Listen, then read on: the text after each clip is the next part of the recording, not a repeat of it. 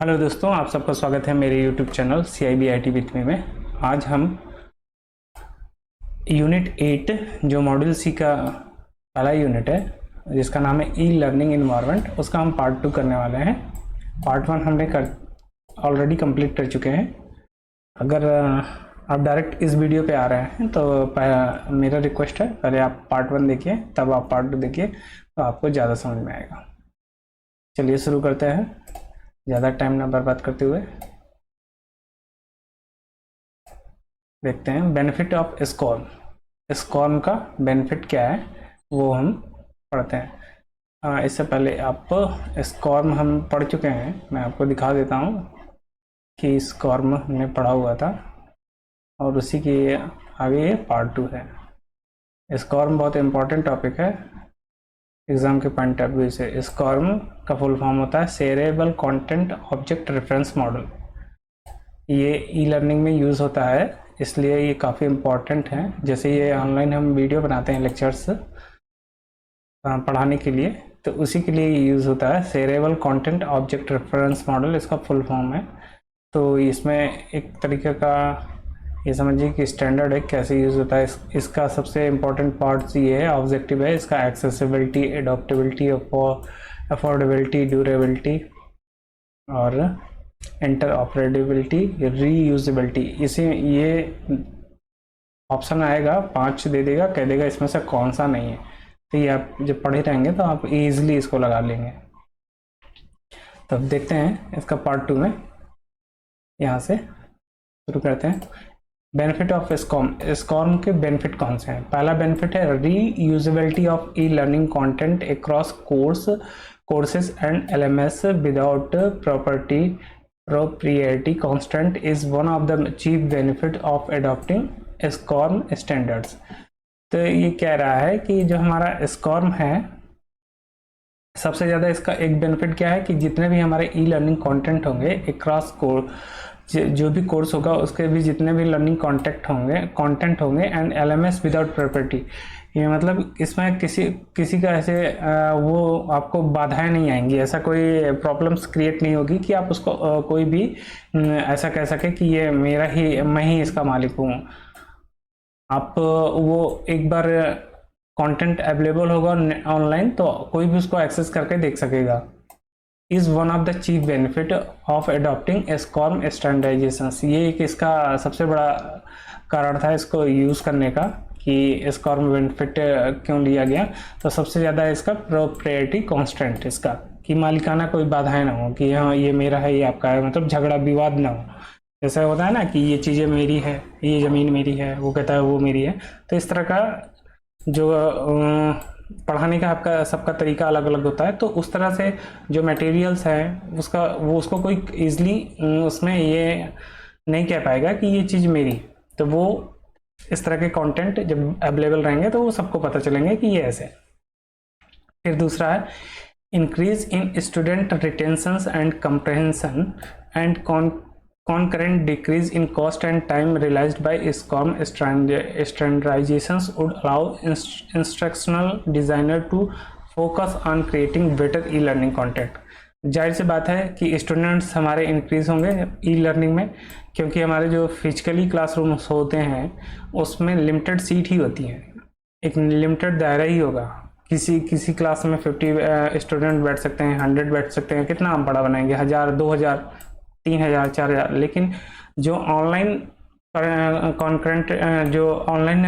Content available होता है उस पर स्टूडेंट कितने हो सकते हैं, लाखों करोड़ों में हो सकते हैं।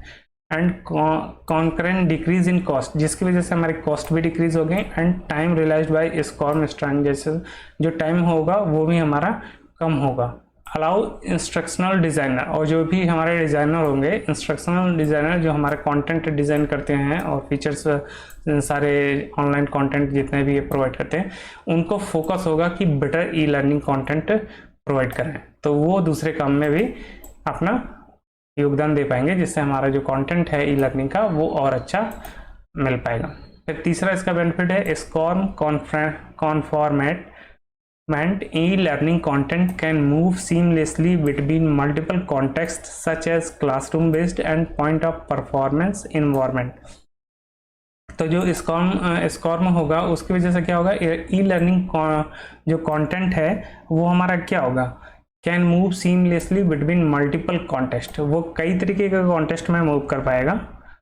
सच है, जैसे हम क्लासरूम बेस्ड भी करा सकते हैं and point of performance environment के हिसाब से भी करा सकते हैं। जैसे हम बेटर ई लर्निंग के लिए हम जो है डायग्राम्स का यूज़ कर सकते हैं, moving pictures, moving clips, directly हम ये सारा हम प्रोजेक्टर के माध्यम से पॉइंट टू पॉइंट ईजिली समझा सकते हैं। तो वो क्या होगा, उससे जो है जो हमारा कंटेंट होगा वो अच्छा होगा और ईजिली जो है बच्चों को ज़्यादा समझ में आएगा।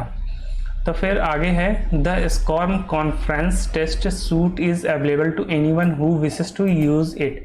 तो स्कॉर्म कॉन्फ्रेंस में जो है वो टेस्ट सूट भी अवेलेबल है, मतलब उसमें आप टेस्ट भी दे सकते हैं एनालाइज करने के लिए जो इसको देना चाहता है। Vendors should use it to self test their products, ये वेंडर्स के लिए भी है। वेंडर्स कौन, जो कंटेंट बना रहे हैं, जो इसको यूज़ कर रहे हैं, वो इसका यूज़ कर सकते हैं खुद के टेस्ट करने के लिए। डेवलपर्स जो हैं डिज़ाइन कर रहे हैं वो should use it to test their content, वो अपने कंटेंट को टेस्ट करने के लिए यूज़ कर सकते हैं। And program managers should use it to test content and products during the equation process. और जो प्रोग्राम मैनेजर्स हो गए, क्योंकि जो भी क्लासरूम्स हो गए उसमें एक ही बंदा तो नहीं होगा, एक ऐसा होगा जो हमारा कंटेंट डिज़ाइन कर रहा होगा, एक प्रोग्रामर होगा, प्रोग्राम मैनेजर्स होगा जो देख रहा होगा कि ये प्रोग्राम्स कैसे मैनेज करना है, एक डेवलपर्स होगा जो कॉन्टेंट को डिज़ाइन कर रहा होगा, एक वेंडर्स हो गए। तो ऐसे कई पार्टियां हैं, उन सब के लिए अलग अलग फीचर्स दिया है कि वो टेस्ट कर सकें कौन कौन सा अपना प्रोडक्ट टेस्ट कर सकें, ये अपने कंटेंट टेस्ट कर सकें, और ये कैसे कंटेंट और प्रोडक्ट्स का परफॉर्मेंस कैसे देना है, उसका प्रोसेस कैसे करना है, उसको टेस्ट कर सके। तो ये सब के हिसाब से अपना अपना इसमें टेस्ट के लिए भी इसमें दे रखा हुआ है। फिर अगला है डिज़ाइन। इसका डिज़ाइन कैसे किया जाता है वो देखते हैं। What is a learning object. Learning object क्या है, ऐसा कोई भी ऑब्जेक्ट, कोई भी चीज़ जिसको हम देख सकते हैं, छू सकते हैं, महसूस कर सकते हैं, वो सब ऑब्जेक्ट है। तो लर्निंग ऑब्जेक्ट क्या होगा यहाँ पे वो देखते हैं। Learning object are elements of a new type of computer based instructions grounded in the object oriented paradigm of the computer science. जो हमारा कंप्यूटर साइंस है, जो लैंग्वेज है, उसमें कंप्यूटर बेस्ड जो अभी जितने भी इंस्ट्रक्शंस ग्राउंडेड किए जाते हैं, जितने भी इंस्ट्रक्शंस उसमें दिए जाते हैं in the object oriented paradigm, वो ऑब्जेक्ट ओरिएंटेड लैंग्वेज में दिए जाते हैं। Object orientations highly values the creations of components called object. जो भी अब अगर आप कोडिंग आपको पता हो तो जब भी हम कोडिंग्स लिखते हैं, जैसे हमने कोडिंग्स लिखी इंटीजर का मतलब हो गया 1 2 3, फिर इसी तरह होता है कैरेक्टर जिसको हम शॉर्ट में लिखते हैं कैरेक्टर CHR। फिर ये इंटीजर्स जो है ये डेटा टाइप्स हो गए, कौन सा डेटा है, इंटीजर A इक्वल टू 5, तो इसका मतलब क्या हो गया, इंटीजर A की वैल्यू 5 है। तो और कैरेक्टर्स सपोज करिए कैपिटल A है, कैरेक्टर A इक्वल टू, यहाँ पर हम इसको ऐसे डबल कोट्स में लिखेंगे, इसको भी ऐसे डबल कोट्स में लिखेंगे। इसको क्या लिखेंगे, सपोज करिए हम लिख रहे हैं CIB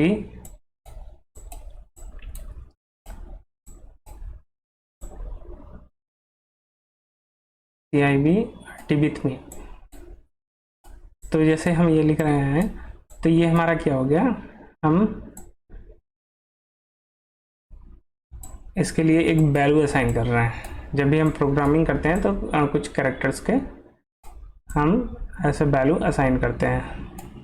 तो इससे क्या होगा, इस जो वेरिएबल्स है हमारा कैपिटल A और स्मॉल a, इसकी एक वैल्यू असाइन होगी। जब हम इसको कंपाइल करेंगे तो इसके रेफरेंस में एक ऑब्जेक्ट कोड क्रिएट हो जाएगा। कंपाइल करने के बाद जो मशीन लैंग्वेज में ये जब चेंज होगी हाई लेवल लैंग्वेज से, जब मशीन लैंग्वेज, इसको हाई लेवल लैंग्वेज बोलते हैं क्योंकि ये इंग्लिश में लिखी हुई है। तो जब ये मशीन लैंग्वेज में चेंज हो जाएगा तो जो कंपाइलर होगा वो इसका एक ऑब्जेक्ट कोड क्रिएट कर देगा 0 1 1 बाइनरी फॉर्म में। तो उसे हम ऑब्जेक्ट कहते हैं। तो that can be reused in multiple context, इसको हम कई जगह पे यूज़ कर सकते हैं। अब ई लर्निंग में ये कैसे यूज़ होता है, तो ई लर्निंग में भी जब हम कोई कंटेंट क्रिएट करते हैं तो यहाँ पर वो कह रहा है वो एक ऑब्जेक्ट के क्रिएट करता है। जब वो ऑब्जेक्ट क्रिएट होगा दैट कैन बी रीयूज, जिसको हम कहीं पर भी रीयूज कर सकते हैं इन मल्टीपल कॉन्टेक्स्ट। जैसे कई सारे डायग्राम्स हो गए हैं, सपोज करिए अगर बायोलॉजी की क्लास है, आपने हार्ट का शेप बनाया या किडनी का शेप बनाया,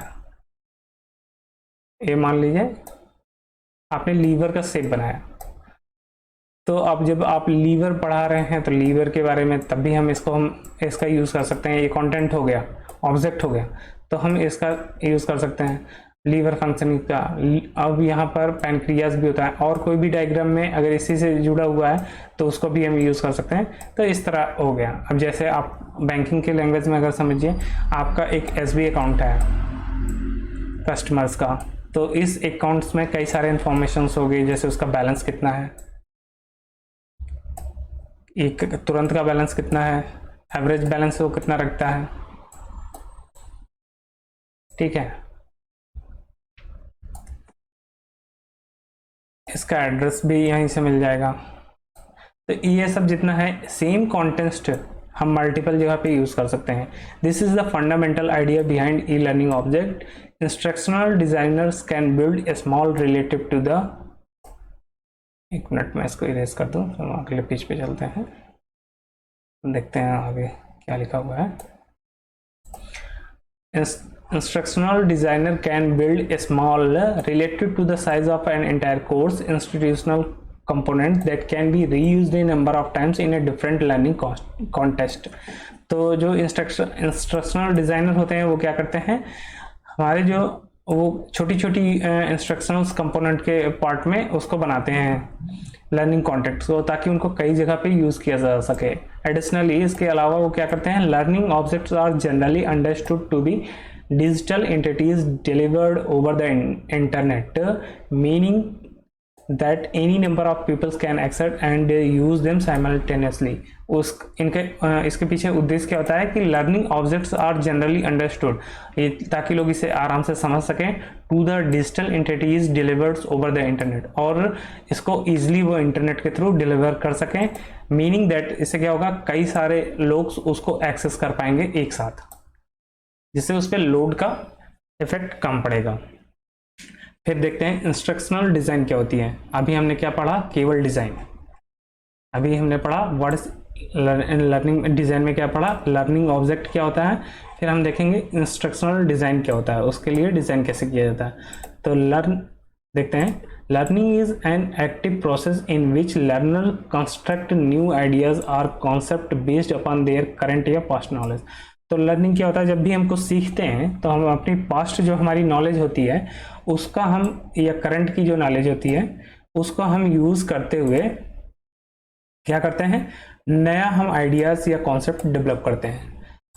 तो फिर the learner selects and transfer information, learner क्या करता है, सिलेक्ट करता है एंड ट्रांसफॉर्म करता है। जो हमारे पास पहले से इंफॉर्मेशंस अवेलेबल हैं उसी को हम उसका रूप परिवर्तित करके नया आइडियाज क्रिएट करते हैं, या उसका यूज़ करते हैं सिलेक्ट करके, एंड कंस्ट्रक्ट हाइपोथेसिस, और कुछ कल्पना करके कुछ नया बनाने की कोशिश करते हैं, एंड मेक्स डिसीजन, और उसी आधार पे हम निर्णय लेते हैं कि relying on a cognitive structures to do so, ताकि हम ऐसा स्ट्रक्चर्स बनाते हैं नॉलेज संबंधी, ऐसा कुछ ज्ञानवर्धक हम स्ट्रक्चर्स बनाते हैं जिससे हम उसको एक्चुअल रूप दे सकें। अब जैसे किसी ने पहले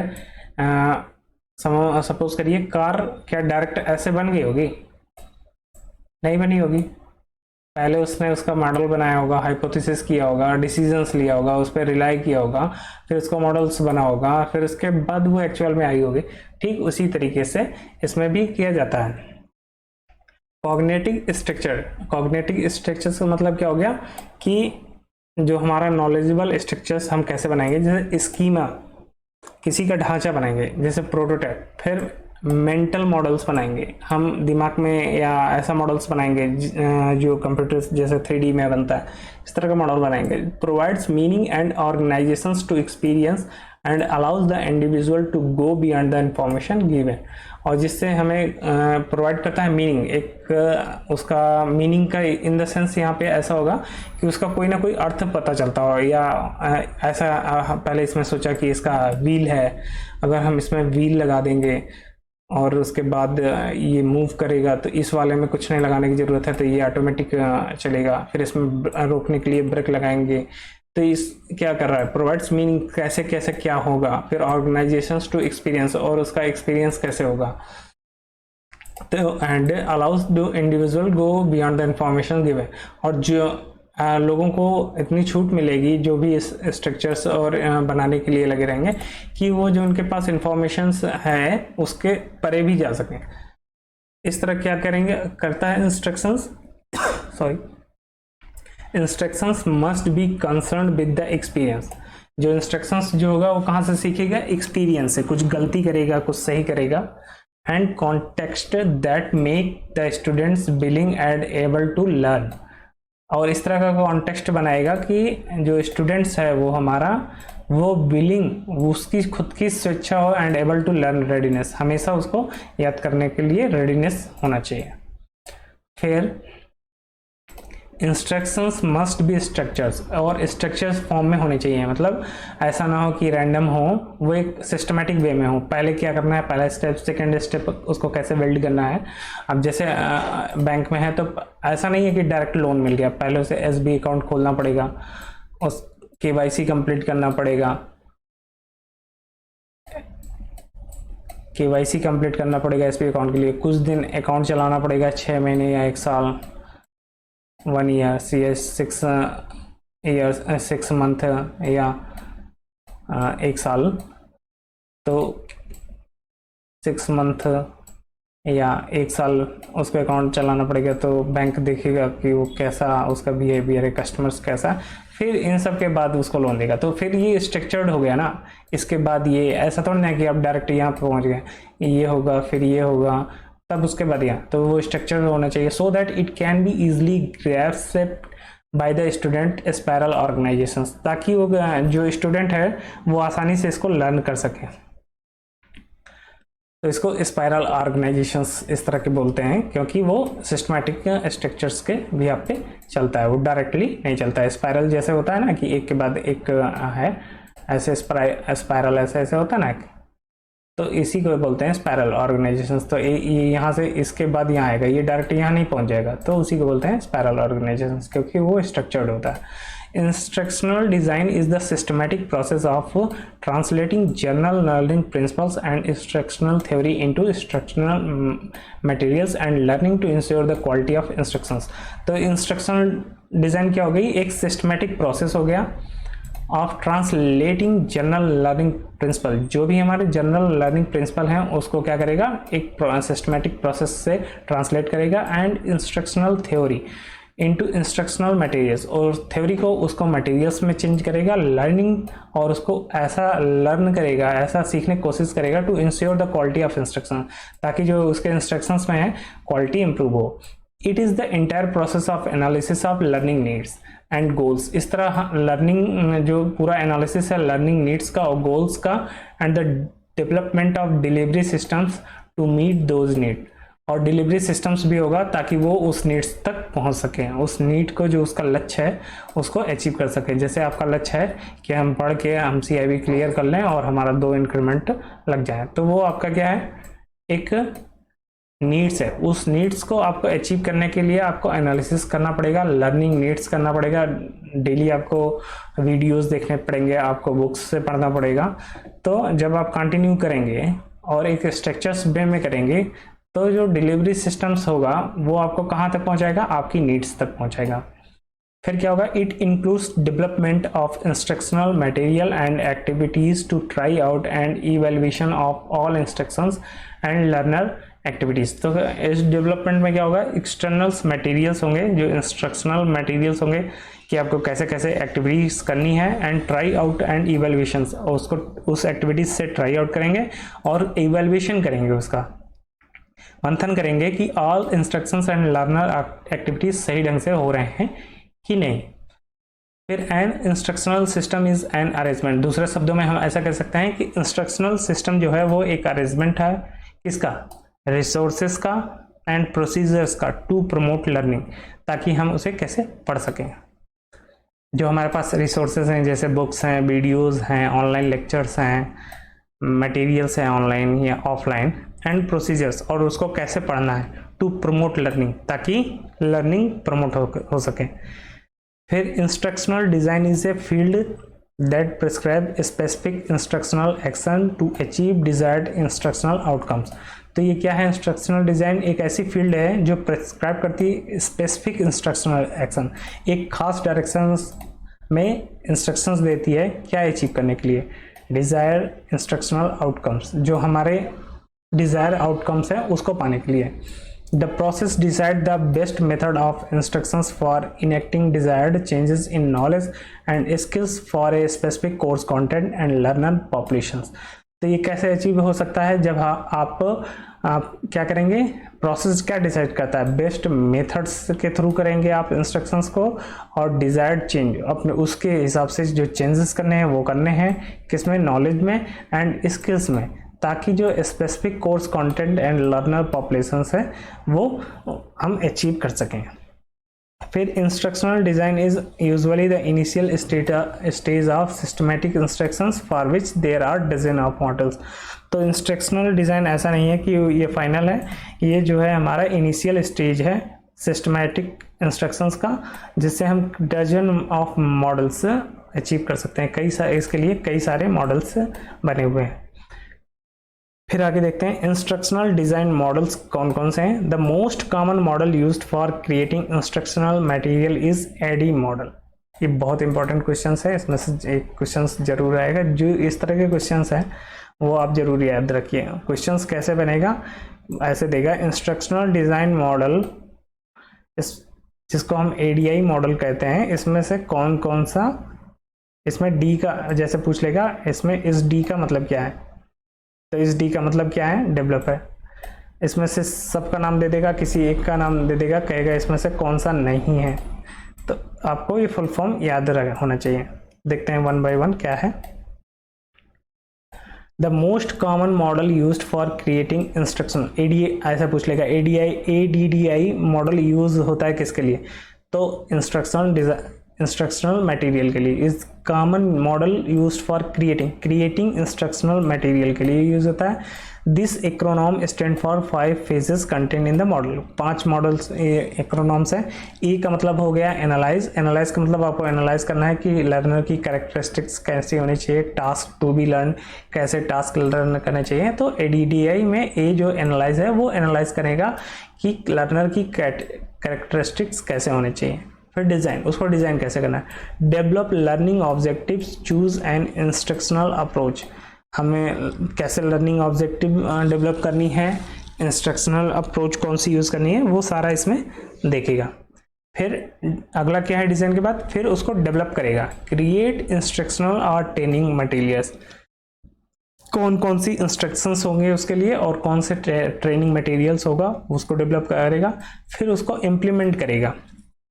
कैसे इम्प्लीमेंट करेगा, डिलीवर और डिस्ट्रीब्यूट द इंस्ट्रक्शनल मटेरियल्स, जो मटेरियल्स तैयार होंगे उसको डिलीवर कर देगा या डिस्ट्रीब्यूट कर देगा। फिर उसके बाद इवेलुएट करेगा उसका, make sure the materials achieve the desired goals.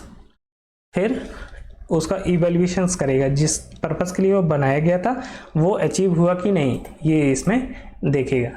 तो ये क्या हो गया, एडीडीआई मॉडल्स किसके लिए यूज होता है, क्रिएटिंग इंस्ट्रक्शनल मटेरियल्स क्रिएट करने के लिए होता है। तो पहला हो गया एनालाइज, दूसरा हो गया डिज़ाइन, फिर डेवलप करेगा, फिर उसको इम्प्लीमेंट करेगा, फिर उसको इवेलुएट करेगा। तो ये इसका मॉडल्स होता है। The 5 phases are ongoing activities, और ये ऐसे ये जितने भी 5 फेज है अभी हमने पढ़ा, ADDI analysis, design, develop, implement, evaluate, ये कंटिन्यू होते रहते हैं थ्रू आउट द लाइफ, पूरे जिंदगी भर ही चलते रहते हैं यहाँ पे ट्रेनिंग प्रोग्राम्स, ये कभी खत्म नहीं होते। After building a training programs the other phase do not end once the training program is implemented, दूसरे जो फेज हैं वो एंड नहीं होते हैं, चाहे ट्रेनिंग प्रोग्राम इम्प्लीमेंट क्यों ना हो गया हो। The 5 phases work can be made, ये पांचों, ऐसा उसके कहने का मतलब है ये नहीं कि ये हो गया तो फिर ये नहीं होगा, ये इस होगा फिर ये होगा फिर ये होगा, इस तरह ये चलता रहेगा, पूरा कंप्लीट होगा, कोई भी बीच में मिस नहीं होगा। The 5 phase, the following graph shows the instructional design process. कैसे होता है ये ग्राफ में हम देखते हैं। जैसे एनालाइज है, पहला फेज ये है, एनालाइज करेगा the instructional goals, target audience and required resource. इसमें एनालाइज करेगा कौन सा हमारा इंस्ट्रक्शनल गोल्स है, कौन सी ऑडियंस है और कौन सा सोर्स, हमें सोर्स कौन से चाहिए, गोल्स हमारा क्या है वो पता होना चाहिए, और किसको हमें टारगेट करना है, फिर उस चीज को हम डिजाइन करेंगे। Learning solutions that aligns objective and strategy with instructional goals, जो इंस्ट्रक्शंस गोल होंगे उसके हिसाब से हम सॉल्यूशन तैयार करेंगे, डिजाइन करेंगे, फिर उसको हम डेवलप करेंगे। लर्निंग रिसोर्स डेवलप करेंगे, वैलिडेट करेंगे एंड रिवाइज ड्राफ्ट करेंगे and conduct a pilot test, और पायलट टेस्ट यहाँ डेवलप में करेंगे। फिर जब सब कुछ सक्सेसफुल हुआ तो हम इम्प्लीमेंट कर देंगे। The learning solutions bye preparing the learning space and engaging participant, और हम इम्प्लीमेंट कर देंगे यहाँ पे।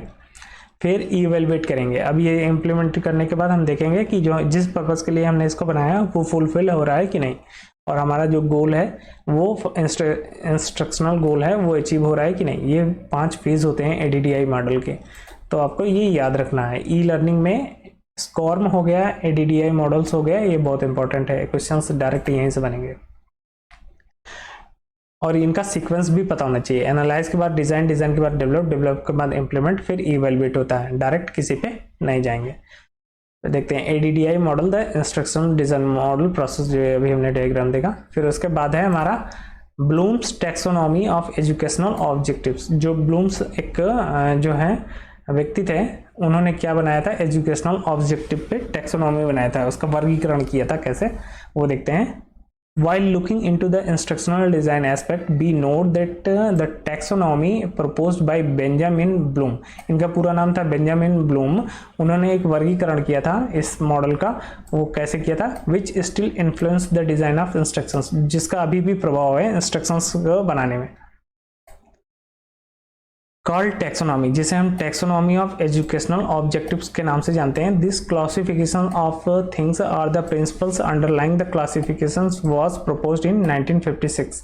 ये कब आया था, 1956 में इसको प्रपोज किया था। किसने किया था, बेंजामिन ब्लूम्स ने किया था, और ये जो है टैक्सोनॉमी ऑफ एजुकेशनल इंस्टीट्यूट के नाम से जाना जाता है।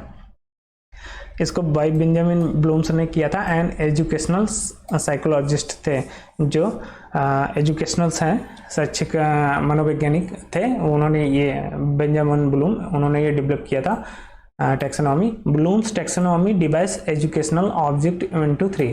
ये क्वेश्चन यहाँ से पूछेगा कि ब्लूम्स टैक्सोनॉमी जो है एजुकेशनल ऑब्जेक्टिव को कितने डोमेन्स में बांटता है। ऑप्शंस में 1 2 3 4 5 ऐसा करके दे देगा, आपका आंसर होगा 3 डोमेन्स में डिवाइड करता है। ईच डोमेन इज सब divided into different level of learning starting with simplest. तो और ये 3 है, और इन तीनों में कई पार्ट्स हैं जो सिंपलेस्ट से स्टार्ट होते हैं, मतलब बेसिक, फिर उससे एडवांस, फिर उससे मॉडरेट, फिर एडवांस, तो ऐसे करके रहेगा।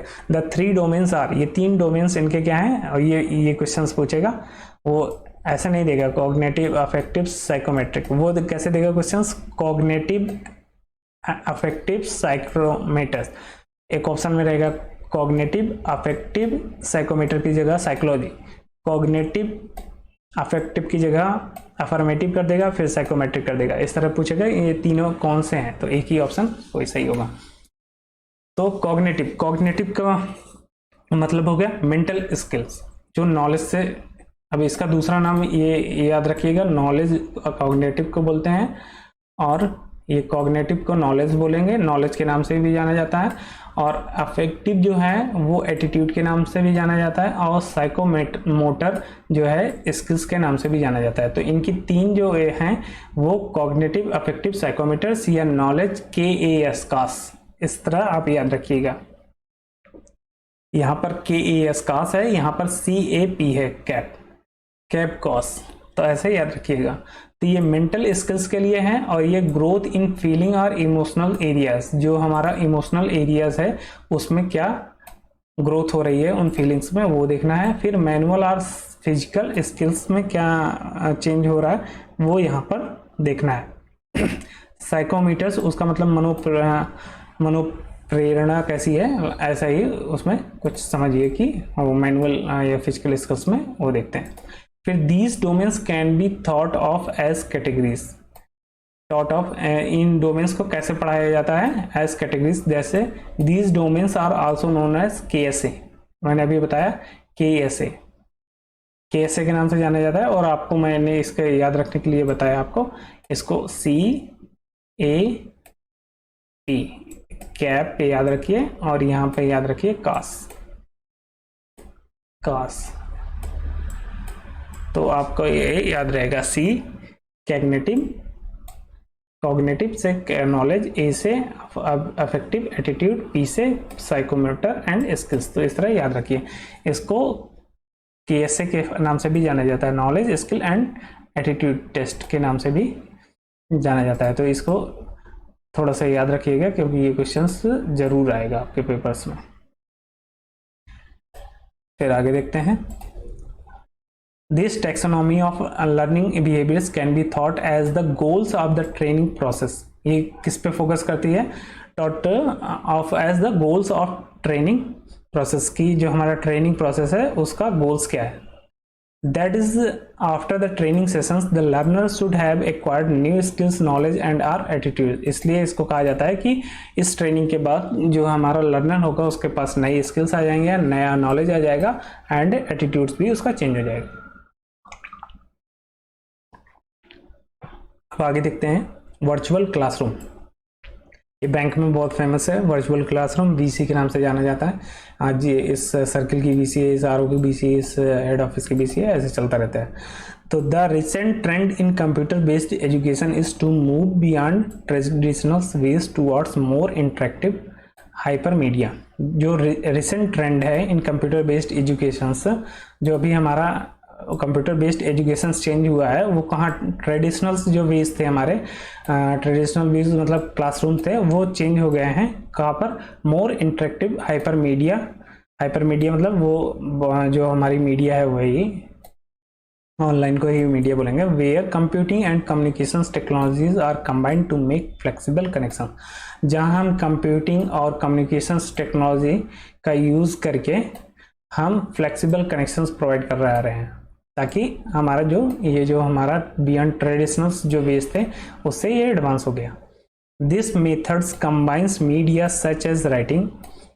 इसमें क्या आता है, राइटिंग भी आता है, जैसे पेपर मीडिया हो गया, फोटोग्राफ्स भी आते हैं, वीडियोस भी आते हैं, साउंड भी होते हैं, ग्राफिक्स भी होता है, हम कई तरीके के इमेज पावर पॉइंट सब दिखाते हैं, यहाँ पे ग्राफिक्स होता है, and computing to form what is called a virtual VC। इन सब को जब हम कंबाइन कर देते हैं तो उसी को हम बोलते हैं वर्चुअल क्लासरूम। ये सारा अभी हमारा यूज हो रहा है। फिर आगे देखते हैं, with a virtual classroom organizations can bring together large groups of people to interact and learn in a highly collaborative e-learning environment while radically reducing travel facilities and telecommunications cost। तो इस तरह हम जो वर्चुअल VC ऑर्गेनाइजेशंस में provide करते हैं उससे कई सारे लोग इंटरेक्ट हो पाते हैं एक साथ, कई सारे पीपल से इंटरेक्ट हो पाते हैं, learn high collaborative e-learning environment, और बहुत ही कोलैबोरेटिव ई-लर्निंग एनवायरनमेंट में वो बैठ पाते हैं, जिससे क्या होता है उनका ट्रेवल टाइम बचता है, फैसिलिटीज़ ज़्यादा मिलती हैं, एंड टेलीकम्युनिकेशंस कॉस्ट जो होता है वो भी रिड्यूस हो जाता है। क्योंकि अगर फिजिकल क्लासरूम में बुलाने पर कई सारे कॉस्ट इन्वॉल्व हो जाते हैं, ट्रेवलिंग अलाउंसेस देना पड़ता है और अरेंजमेंट देखना पड़ता है, तो बहुत सारी चीज़ें होती हैं, और कुछ ही नंबर ऑफ एम्प्लॉयज़ को हम ट्रेनिंग दे पाते हैं। लेकिन VC के थ्रू हम कई लोगों को एक साथ कनेक्ट कर सकते हैं और वो अपना जो है एक दूसरे से इंटरेक्ट कर सकते हैं, तो हाईली कोलैबोरेटिव हो जाता है। तो more students are participating in online programs, कई सारे स्टूडेंट पार्टिसिपेट करते हैं these days as it offers the flexibility of time and place, इससे हमें टाइम भी कम लगता है और फ्लेक्सिबिलिटी भी ज़्यादा रहती है, स्पेस भी कम लगता है। A V C aims at improving access to and effectiveness of education, तो इससे क्या होता है, ए वी सी से ये इम्प्रूव कर रहा है, इट एम्स, इसका उद्देश्य क्या है, इम्प्रूव एक्सेस को इम्प्रूव करना एंड इफेक्टिवनेस ऑफ एजुकेशन, और एजुकेशन हमारा अच्छा प्रोवाइड करना। एक्सेस का मतलब कई सारे लोग इससे एक साथ जुड़ सकते हैं।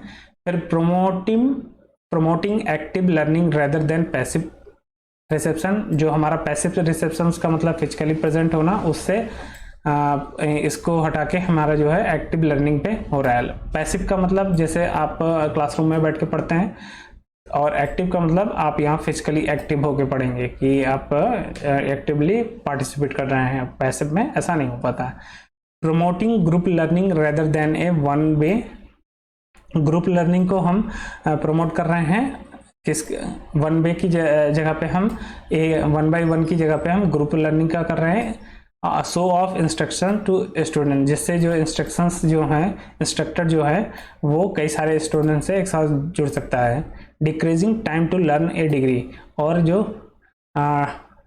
एक डिग्री जो ये ऑनलाइन लर्निंग के थ्रू है, जो है डिग्री जो टाइम है हमारा वो कम हो रहा है, अर्न ए डिग्री, और इस तरह हमें कई सारे नॉलेज एक साथ मिल जा रहे हैं और उसमें टाइम भी कम लग रहा है।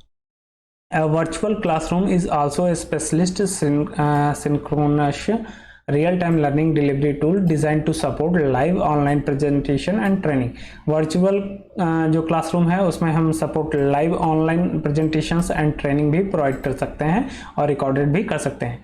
Modern virtual classroom software package not only replicate virtually all the functions of a real classroom but also provide significant additions that were not possible in the real classrooms। इसके कहने का मतलब है कि जो जो हम ये वीसी कराते हैं, वीसी वर्चुअल क्लासरूम देते हैं, वो सॉफ्टवेयर इतना अच्छा है कि ये जितने भी वर्चुअली फंक्शनैलिटी हैं उसको रिप्लिकेट कर पाता है जैसे एक रियल क्लासरूम हो, बट आल्सो ये प्रोवाइड करता है एडिशंस, इसके साथ भी बहुत सारे फीचर्स प्रोवाइड करता है जो रियल क्लासरूम में नहीं पॉसिबल है। जैसे प्लेबैक, आप उसको फिर से चला सकते हैं, रिकॉर्डेड क्लासरूम्स को कुछ नहीं समझ में आया है तो उसको फिर से देख सकते हैं। जैसे ये करंट हमारा वीडियो ही देख लीजिए, को कुछ नहीं समझ में आया, कुछ चीज़ें छूट रही हैं तो आप उसको रिवाइंड करके प्लेबैक करके आप उसको कई बार में दे सकते हैं।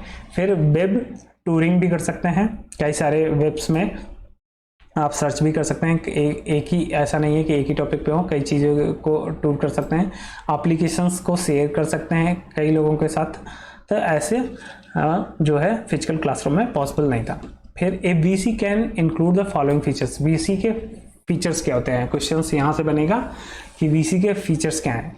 वॉइस कॉन्फ्रेंसिंग है, the fully integrated multi-way full duplex back and forth audio confirmation allows the instructor to identify and manage the student who is speaking raising a query.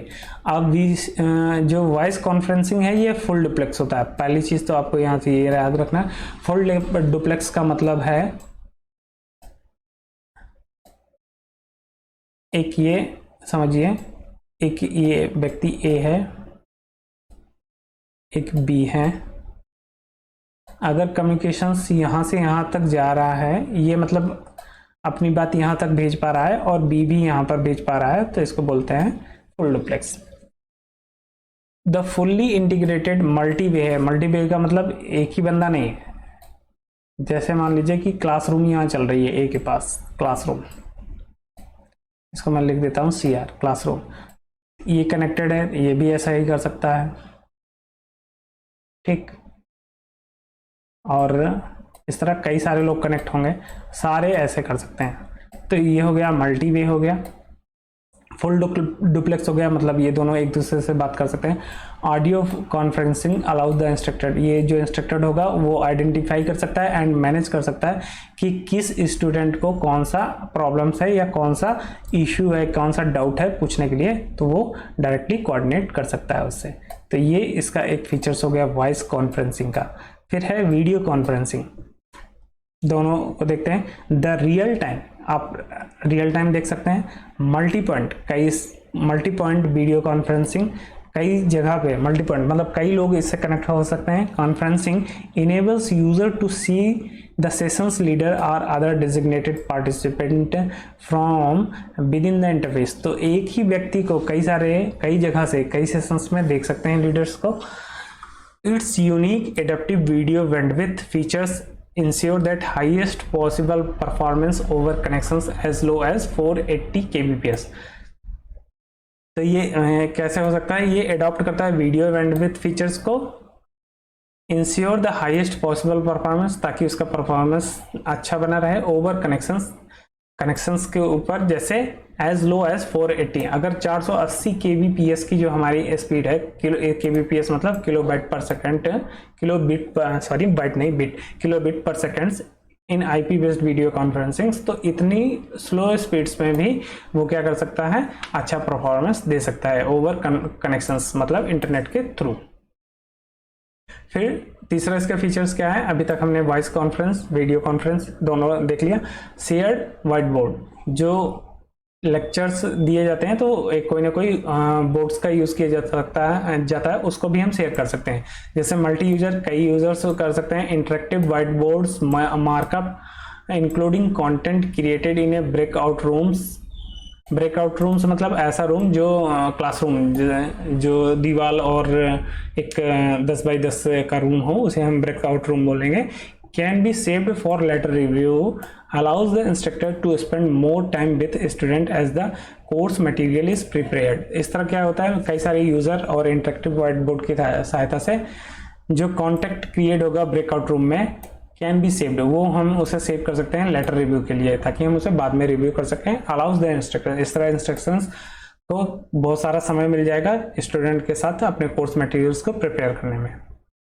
फिर है लाइव प्रेजेंटेशन टूल्स, इसमें live presentation tools भी provide होता है। It can include pre recorded video clips, इसमें क्या हो सकता है? प्री रिकॉर्डेड वीडियो क्लिप्स भी हम यूज कर सकते हैं, ऑडियो क्लिप्स भी हम यूज कर सकते हैं, एनिमेटेड जीआईएफ भी यूज कर सकते हैं। जीआईएफ का फुल फॉर्म होता है इसका graphics interchange format, and other multimedia content including flash, DHTML and JavaScript. ये सारी चीज़ें हम यूज कर सकते हैं। HTML जो है hyper text markup language, D से हमारा हो गया डायनेमिक, और फ्लैश जैसे ही GIF होता है वैसे ही फ्लैश होता है, ये भी एक कंटेंट को रिप्रेजेंट करने का तरीका है। एंड जावास्क्रिप्ट, ये सारे जावा जो स्क्रिप्ट एक लैंग्वेज है जो वैलिडेशंस के लिए यूज होती है। स्क्रिप्टिंग लैंग्वेज है ये, जो वैलिडेशन के लिए यूज होती है। जैसे आप लॉगिन करते समय यूजर ID और पासवर्ड इंटर करते हैं, तो ये वैलिडेट होता है कि आपका यूजर ID और पासवर्ड करेक्ट है कि नहीं, तो ये स्क्रिप्टिंग के थ्रू ही होता है। फिर अगला जो हमारा है इसका फीचर्स, वो देखते हैं वो क्या है। Application sharing, the instructor and student can share any Windows application including their entire desktop और even a remote server with other learners for IT and software product training. तो जब भी इंस्ट्रक्टर जो है हमारा जो है ऑनलाइन क्लासेस करेगा, तो क्या कर सकता है? अपने विंडोज़ को, जैसे मैं ये पूरा PC का विंडोज़ का एप्लीकेशंस है, कोई भी एप्लीकेशन हम शेयर कर सकते हैं ताकि वो सारे लोग देख सकते हैं, डेस्कटॉप स्क्रीन पूरी शेयर कर सकते हैं।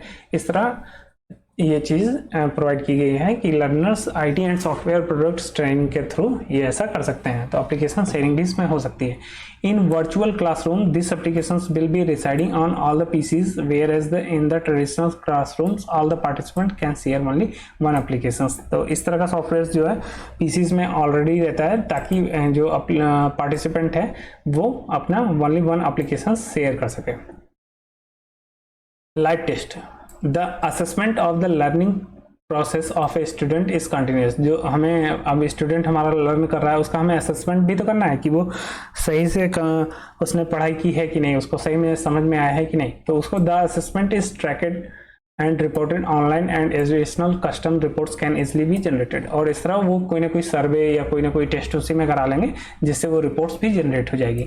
In the traditional classroom result of such test when conducted can be published only after a time period. ऐसा जो हमारी वर्चुअल क्लासरूम होती है उसमें 1 हफ्ते या 2 हफ्ते, 2 दिन 3 दिन बाद टेस्ट का रिपोर्ट्स मिलता था, लेकिन ऑनलाइन में ऐसा नहीं है, उसमें तुरंत मिल जाता है क्योंकि वो उसको चेकिंग करने में तुरंत टाइम नहीं लगता, वो रियल टाइम पे ही होता रहता है।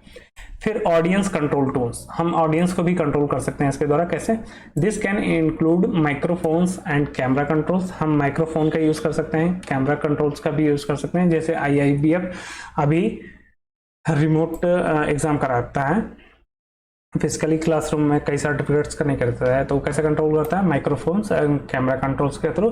इन the real classrooms the teacher may ask misbehaves students to go out of the class. जैसे क्लासरूम से ना कोई बच्चे ने अगर कोई मिसबिहेव किया है तो उसको क्लास से बाहर जाने के लिए कह सकता है। जबकि इन द BC में क्या कर सकता है? The teacher may refuse to hand over the mike to such a student. इस तरह से उसके जो उस तरह का जो स्टूडेंट है अगर उसको कोई दिक्कत होती है तो उसको रिफ्यूज कर सकता है। जो उसको क्वेरीज वो पूछेगा तो उस तरह के में वो क्या कर सकता है? उसको रिफ्यूज कर सकता है।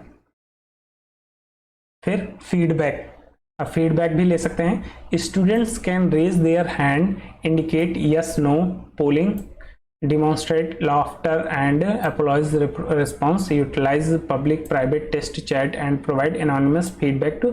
अब इसको पब्लिकली या प्राइवेटली टेस्ट चैट भी करा सकते हैं और anonymous फीडबैक भी ले सकते हैं ताकि पता न चले किसने क्या फीडबैक दिया टू इंस्ट्रक्टर एंड प्रेजेंटर्स को। तो इस तरह का इंडिकेटिव स्टूडेंट से हम उससे फीडबैक भी ले सकते हैं कि कैसा मटेरियल था, कैसा पढ़ाया गया। All this is done in the traditional classroom too except that anonymous feedback is not possible. ऐसा सब जगह हर क्लासरूम में हो सकता है, लेकिन जो एनोनिमस फीडबैक है वो रियल क्लास में नहीं हो सकता। तो अब क्वेश्चंस आपका ये बन जाएगा कि क्वेश्चंस कैसे पूछेगा कि इन जो ये हमारा वर्चुअल क्लासरूम कॉन्सेप्ट है उसमें फीडबैक में हम क्या नहीं कर सकते हैं, रियल टाइम और फीडबैक क्लास में क्या डिफरेंस। तो आंसर होगा एनोनिमस फीडबैक हम नहीं ले सकते हैं रियल क्लासरूम में। तो ये क्वेश्चंस यहाँ से ऐसे बन सकता है प्रिवेंट। इससे जो अगर ये रियल टाइम में है तो ये दे सकता है एनोनिमस फीडबैक्स और वैसे जेन्युइन व्यूज उसको नहीं मिलेंगे। फिर चैट कैसे कर सकते हैं? The student and instructor gather to at a specific time to communicate directly with another. अगर कुछ डिस्कशन करना होगा तो स्टूडेंट और इंस्ट्रक्टर को एक जगह पे इकट्ठा होना होगा डिस्कस करने के लिए। Instructors can deliver lectures to the student, questions can be answered and doubts cleared immediately। और इस तरह क्या होगा, जो स्टूडेंट हैं वो student questions can be answered, student questions के आंसर दे सकता है एंड डाउट्स भी तुरंत पूछ सकता है। The immediate response ensure that all class participant understand necessary information, thus making student feel connected to the instructor. और इस तरह जो है जो हमारे जितने भी पार्टिसिपेंट होंगे वो अंडरस्टैंड नेसेसरी, उनको जो नेसेसरी इंफॉर्मेशन है वो उसको समझ जाएंगे और इससे क्या होगा, स्टूडेंट को फील होगा कि वो कनेक्टेड हैं इंस्ट्रक्टर से एंड द कोर्स, और कोर्स से भी। The traditional classroom does not allow the possibility, और इस तरह जो ट्रेडिशनल क्लासरूम है इस तरह की पॉसिबिलिटी नहीं है कि 1 by 1 वो डिस्कशंस हो सके between the student as it may create pandemonium. इस तरह क्या होगा, उपद्रव की स्थिति प्रकट हो सकती है कि कई सारे लोग एक साथ पूछने लगेंगे, तो ऐसा नहीं हो सकता, जबकि ये चैट में ऐसा हो सकता है। फिर लाइव वोटिंग भी हम करा सकते हैं कि लाइव वोटिंग कैसे होगी। The students can ask to give their feedback answer to any survey undertaken by the teachers, much like the real classroom। जैसे रियल क्लासरूम होता है वैसे ही इसमें भी हम लाइव वोटिंग करा सकते हैं कि ये टीचर्स के एक सर्वे कर सकते हैं, कुछ क्वेश्चंस पूछ सकते हैं, उस तरह से हम फीडबैक लाइव वोटिंग करा के ले सकते हैं। In the VC the teacher has the discretion to make the result public. और इस तरह में क्या होता है कि जो रिजल्ट है वो इंस्ट्रक्टर को वो पब्लिकली पता चल जाएगा, सबको पता चल जाएगा, लेकिन इस तरह वाले में नहीं पता चलता। फिर वेब सफारी, ये क्या है, this refers to leading a live web browsing sessions. ये लाइव, अगर हमें लाइव सेशंस करना है वेब ब्राउजिंग के थ्रू, तो ये वेब सफारी उसके लिए यूज होता है। It allows the session instructor to take the learners on a synchronized web tours. इस तरह क्या करते हैं, जो हमारा इंस्ट्रक्टर है वो टेक द लर्नर्स, जो लर्नर्स है उनको सिंक्रोनाइज कर देता है वेब टूर पे इसी वेब सफारी के द्वारा। They can see the instructor pointer and automatically scroll when the instructor scroll up and down on A web page. जब भी वो वेब पेज पे इंस्ट्रक्टर क्या करेगा, पॉइंटर्स को स्क्रॉल करेगा, when the instructor scroll up, जैसे वो आपके लिए स्क्रॉल करेगा, and down on A web page, तो उनका भी ऐसा ही रिस्पॉन्स होगा। This feature is not available in the traditional classroom, ऐसा क्लासरूम में पॉसिबल नहीं है। अब देखते हैं इसमें एक ये है ब्रेकआउट रूम्स। ब्रेकआउट रूम्स अभी मैंने बताया था ना, the instructor can break the main session into multiple breakout rooms for team or individual lab exercise। जो हमारा इंस्ट्रक्टर है वो क्या कर सकता है, जो मेन सेशन चल रहा है कोर्स का, उसको मल्टीपल ब्रेकआउट रूम्स में कर सकता है फॉर टीम। जैसे लैब एक्सरसाइज के लिए हो गया। The instructor can also look over the participant shoulders and even take control of the applications. और पार्टिसिपेंट के हिसाब से वो एप्लीकेशंस पे कंट्रोल भी करेगा, उसको देखेगा भी। The physical classroom also offer similar facility. इस तरह के फैसिलिटी फिजिकल रूम में भी है, वो भी 1 by 1 स्टूडेंट को देख सकता है और वो क्या कर रहे हैं वो भी समझ सकता है। तो दो teachers can not look over the shoulder of all breakout room simultaneously which is possible in the VC. अब ऐसा पूरे क्लासरूम में नहीं कर सकता है। अगर 10-20 स्टूडेंट हैं तो थोड़ा बहुत पॉसिबल है, लेकिन अगर वही 1000-2000 फिजिकल क्लासरूम में तो पॉसिबल नहीं है। लेकिन जबकि वीसी में ऐसा पॉसिबल है, वो उनको कंट्रोल कर सकता है। These tools can be particularly effective for short time scale information transfer requirement। ऐसा ये टूल्स किसके लिए हैं, इफेक्टिव हैं short time scales information transfer requirement, छोटी जो इंफॉर्मेशन ट्रांसफर रिक्वायरमेंट है उसके लिए अच्छा है। Or to support other asynchronous learning process or for regular schedule update. या हम जो एसिंक्रोनिक लर्निंग प्रोसेस है उसका या रेगुलर जो शेड्यूल अपडेट होगा सेशन, उसके लिए ही अच्छा है। अब है virtual classroom can help. Virtual classroom किसको किसकी मदद कर सकती है, hold live ad hoc learning discussions and study sessions. हम लाइव लर्निंग डिस्कशन या स्टडी सेशंस प्रोवाइड कर सकते हैं। Collaborate on the implementation of e learning content. जो हमारा ई लर्निंग कंटेंट है उसको हम कोलैबोरेट कर सकते हैं कई लोगों के साथ। Save voice discussion and presentation so that participant can refer to them on demand. इस वीडियो को हम रिकॉर्ड्स कर सकते हैं ताकि जब भी दोबारा डिमांड हो हम उसको शेयर कर सकते हैं। Review what has been accomplished and reuse it to the student advantage from anywhere in the world.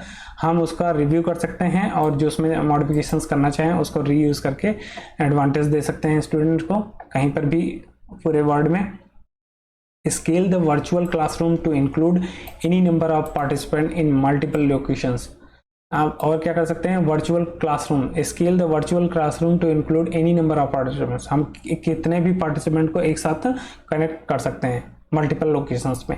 Share the advantage of e learning with suppliers and strategic partners. और हम advantage जो है e learning का advantage हम suppliers को और strategic partners जो हैं हमारे मैनेजर्स उनको हम शेयर कर सकते हैं ताकि वो अच्छा कंटेंट बना सके। A virtual classroom can transfer website into an interactive medium of education. जो हमारा वर्चुअल क्लासरूम है वो वेबसाइट को इंटरेक्टिव एजुकेशन का मीडियम बना सकता है। It not only reduce the need for bricks and mortar classrooms. ये जो है हमारा ये जो हमारी फिजिकल क्लासरूम ईंट और पत्थर की बनी है और सीमेंट की बनी है, इसका यूज़ इसकी ज़रूरत नहीं रह जाएगी। But eliminate costly travel time, इससे हमारा जो टाइम्स या ट्रेवल का वो भी अच्छा खासा बचेगा। Its web interface can be customize to meet companies learning goals, branding and visual identity standards. इस तरह जो वेब इंटरफेस हमारा बनेगा वो उसको हम कस्टमाइज भी कर सकते हैं, अपने हिसाब से चेंजेस भी कर सकते हैं ताकि कंपनी का ई लर्निंग गोल्स अचीव हो सके, उसकी ब्रांडिंग हो सके और विजुअल आइडेंटिटी स्टैंडर्ड्स जो मार्केट में है वो अच्छी बन सके। सॉरी, अगला है topic emerging trends in e-learning and impact of pandemic. जो ई लर्निंग में कौन कौन से ट्रेंड्स अभी आए हैं जल्दी में, और इसका पैंडमिक जो अभी हमारा कोविड-19 आया था उसमें इसका क्या फ़र्क पड़ा वो भी हम इसमें देखेंगे। The 2020 was such a dramatic year of everyone from all walks of life। जो 2020 था वो हमारी लाइफ, सभी की लाइफ के लिए कुछ ना कुछ परेशानी पैदा करके ही गया। इसमें कई लोगों ने बहुत कुछ खोया है। Nobody thought that the pandemic would strike so hard on every walk of life। किसी ने सोचा नहीं था कि ये इस तरह का जो ये पैंडमिक है वो सबकी लाइफ को किसी न किसी तरीके से परेशान करेगी। लेट एलोन बिजनेस, केवल बिजनेस को ही नहीं, लर्निंग एंड डेवलपमेंट, जो हमारा लर्निंग और डेवलपमेंट है उसको भी हमें प्रभावित करेगी। तो though most of the business and the L&D came to a grinding halt but not the e learning industry. सारे जितने भी बिजनेस थे वो कहीं ना कहीं रुक गए थे, लेकिन ई लर्निंग इंडस्ट्री नहीं रुकी, उसको तो बूम मिल गया।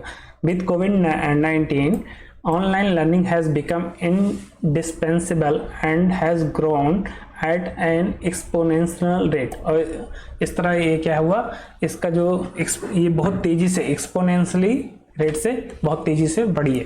Earlier there were surveys that predicted and projected e learning trends for next 5 and 10 years। इसके पहले किसी ने कोई सर्वे नहीं किया था, ना किसी ने प्रेडिक्ट किया था कि ई लर्निंग जो है 5 साल या 10 साल में क्या उसका चेंज हो जाएगा। But all those estimations were smashed in one stroke due to this pandemic. इस पेंडेमिक की वजह से सारे एस्टिमेशंस उनके बेकार हो गए। That's the reason almost every organizations embraced learning and development technology. इस तरह जो हमारे दैट्स द रीज़न, यही कारण था कि almost every organizations embraced learning and development technology. Embraced हो चुके थे कि लर्निंग और डेवलपमेंट टेक्नोलॉजी कैसी होगी। Some of such latest trends in e-learning models, कुछ इसमें से थे। कौन सा था? एक मोबाइल लर्निंग, जो हम मोबाइल से हम लर्न करते हैं वीडियो देख के, वो हो गया इसमें। Mobile learning is certainly the most under estimated and under explored learning trend by corporates, higher educations organizations and other agency because over the nearly, जो कई सारी corporates हैं, हायर एजुकेशन ऑर्गेनाइजेशंस हैं, उन सब में इन लोगों ने अंडर एक्सप्लोर्ड किया लर्निंग को, अंडर एस्टिमेट किया था ई लर्निंग को, ट्रेंड्स को, क्योंकि मोबाइल लर्निंग जो है ज़्यादा ईजिली हो पाई। क्यों? क्योंकि बिकॉज ओवर द नियरली कम से कम 8 बिलियन पॉपुलेशंस जो हैं, about 4 billion pupils use smartphone as per the latest stats. जो हमारा नया अभी डेटा है उसके हिसाब से 8 से about 4 million peoples, 4 billions peoples जो है, 8 बिलियंस पॉपुलेशंस में कम से कम 4 बिलियंस जो है हमारी वो मोबाइल्स यूज़ करती हैं, वो भी smartphone. Hence A mobile paves A way of personalised and convenient learning opportunity for your employees student. इस तरह स्टूडेंट और एम्प्लॉयज के पास लैपटॉप सबके पास नहीं है, कंप्यूटर सबके पास नहीं है, लेकिन सबके पास मोबाइल जरूर है, स्मार्टफोन, और वो उस पर लर्न कर सकते हैं। Thankful this pandemic has forced many organisations to adopt mobile learning to continue their L&D strategies further on. इस पेंडेमिक की वजह से इस लर्निंग एंड डेवलपमेंट को फायदा हुआ, ताकि कई ऑर्गेनाइजेशंस मोबाइल लर्निंग की तरफ मूव हो गई। अगला है वीडियो बेस्ड लर्निंग। अब हम वीडियो बेस्ड लर्निंग भी करते हैं। After the covid breakout it's tact that video based learning tops the list of learning means that methods. इससे वीडियो बेस्ड लर्निंग में को बढ़ावा मिला। With the pandemic organisations small और बिग, चाहे छोटा ऑर्गेनाइजेशन हो चाहे बड़ा ऑर्गेनाइजेशन हो, इस पेंडेमिक में have taken to technology to support their learning completely through e-learning tools। इसने अपने टेक्नोलॉजी को सपोर्ट किया ताकि ई लर्निंग टूल्स के थ्रू से वो लर्न कर सके। Consequently, video based learning has gained immense prominence. इस तरह वीडियो बेस्ड लर्निंग जो है हमारी बहुत तेज़ी से बढ़ी है, इस समय बढ़ ही रही है। Organizations have been moving to video based learning exponentially since the कोविड-19। जो ऑर्गेनाइजेशंस हैं वो वीडियो बेस्ड लर्निंग की तरफ बहुत तेज़ी से बढ़ रहा है जब से ये कोविड-19 आया। जैसे आप भी ये वीडियो देख ही रहे हैं, ये भी एक एग्जांपल है इसका। फिर gamifications allows learners into engaging in their training by showcasing it as a play things. Gamifications भी हुआ, that motivates L&D managers of e-learning and corporate organizations to take up gamifications in learning platforms. जो L&D managers हैं और e learning है उनको भी क्या किया है, गेमिफिकेशंस की तरफ इनका झुकाव बढ़ा हुआ है। And it should be part of significant L&D strategy to get more out of your training and from your equipped employees for the desired rate of ROI, rate of interest। जो हम उनका इंटरेस्ट है उसकी तरफ employees का उनकी तरफ बढ़ावा दिया गया है L&D स्ट्रेटजीज की तरफ। Interactive content, the interactive content creations has been one of the significant strategies of latest e learning trends. जो हमारा कंटेंट है उसको ऐसा इंटरेक्टिव बनाया गया ताकि वो उसको लोग आसानी से पढ़ सकें, समझ सकें। The learning analytics will do the needful for providing the learning analytics to check out the course of your L&D। जो लर्निंग एनालिटिक्स हैं वो उसका एनालिसिस करते हैं कि विल डू द नीडफुल्स के प्रोवाइडिंग द लर्निंग एनालिटिक्स, ताकि जो है हमारा लर्निंग कंटेंट है वो अच्छा बन सके, उसमें क्या कमियां हैं, क्या सुधार किया जा सकता है, ताकि अच्छा L&D कोर्स प्रोवाइड कर सके आपके लिए। Well there are other learning trends such as adaptive learning, AR and VR ATs। और सारे लर्निंग ट्रेंड्स कौन से हैं, जैसे एडेप्टिव लर्निंग हो गया, AR हो गया एंड VR हो गया, but they are still in the building stage, तो there is much ado about them. तो अभी ये लर्निंग फेज़ में है तो इसमें ज़्यादा आपको देखने की ज़रूरत नहीं है। Adaptive learning, AR and VR बस नाम याद रखिएगा, बाकी और कुछ नहीं है दोस्तों। बस इसी के साथ जो है हमारा यूनिट जो 8 है ई लर्निंग एनवायरनमेंट, इसी के साथ समाप्त होता है। मिलेंगे फिर अगले वीडियो में।